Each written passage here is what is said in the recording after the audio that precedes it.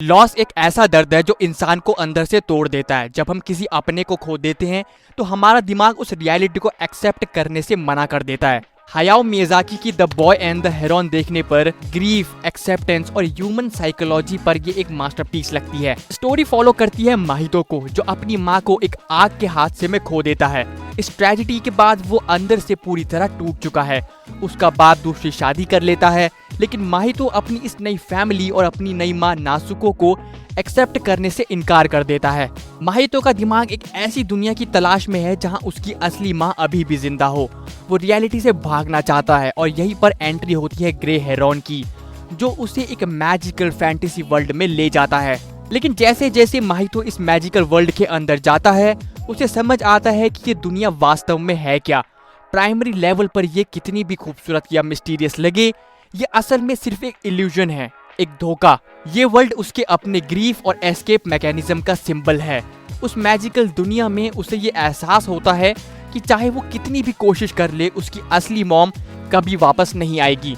Nostalgia और past के illusions में जीना सिर्फ एक ट्रैप है। मूवी का सबसे पावरफुल मोमेंट तब आता है जब माहितो को रियलाइज होता है कि उसकी नई मॉम नासुको को उसकी कितनी ज्यादा जरूरत है। माहितो को ये समझ आता है कि पास्ट के दुख में जीना और अपने प्रेजेंट और फ्यूचर दोनों को खत्म कर देना ये अच्छी बात नहीं है।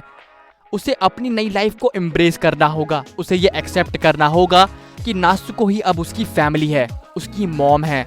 जब माहितो उस फैंटेसी वर्ल्ड के क्रिएटर के ऑफर को रिजेक्ट करता है, जो उसे एक परफेक्ट पेन फ्री वर्ल्ड बनाने को कहता है, तब वो बेसिकली कह रहा होता है कि मैं एक झूठी बिना दर्द वाली दुनिया की बजाय इस इम्परफेक्ट पेनफुल पर असली दुनिया में रहना चाहूंगा।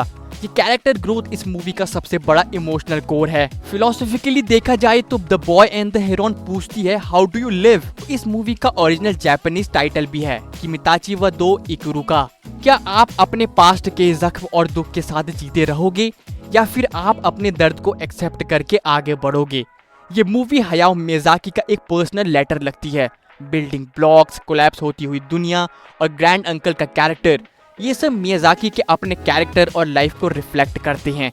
ये दिखाता है कि कैसे हम सबको अपनी दुनिया खुद बिल्ड करनी पड़ती है, चाहे बाहर कितना भी कियोस्क क्यों ना हो। और अगर हम इस मूवी के टेक्निकल साइड की बात करें तो स्टूडियो जिब्ली ने एक बार फिर प्रूव कर दिया है कि हैंड ड्रॉन एनिमेशन का कोई सब्स्टिट्यूट है ही नहीं इस दुनिया में। फ्रेम बाय फ्रेम एनिमेशन इतना फ्लूइड और डिटेल्ड है कि आग की लपटें हों या पानी की बूंदें, हर सीन एक पेंटिंग जैसा लगता है। Visual story telling top tier है। और जोए हिसाइशी का background score, oh man, piano chords इतने मिनिमल लेकिन हैवी रेन की वो बिना किसी डायलॉग के आपके दिल में वो खालीपन और होप दोनों फील कर देते हैं। म्यूजिक और विजुअल का कॉम्बिनेशन इस मूवी को सिर्फ एक एनिमे नहीं, एक प्योर सिनेमैटिक आर्ट पीस बनाता है। At the end the boy and the Heron सिर्फ एक बॉय की फैंटेसी एडवेंचर स्टोरी नहीं है, ये एक जर्नी है ग्रीफ से एक्सेप्टेंस तक की। एक लड़के की कहानी जो अपनी माँ को खोने के बाद आगे बढ़ना सीखता है और अपनी नई लाइफ को दिल से अपनाता है। मियाज़ाकी की तरफ से ये एक और टाइमलेस आर्टवर्क है जो आपको देखने के बाद भी दिनों तक सोचने पर मजबूर करेगा। अगर आपने ये मूवी देखी है तो आपको माहितो का कैरेक्टर आर्क कैसा लगा, कमेंट सेक्शन में जरूर बताना।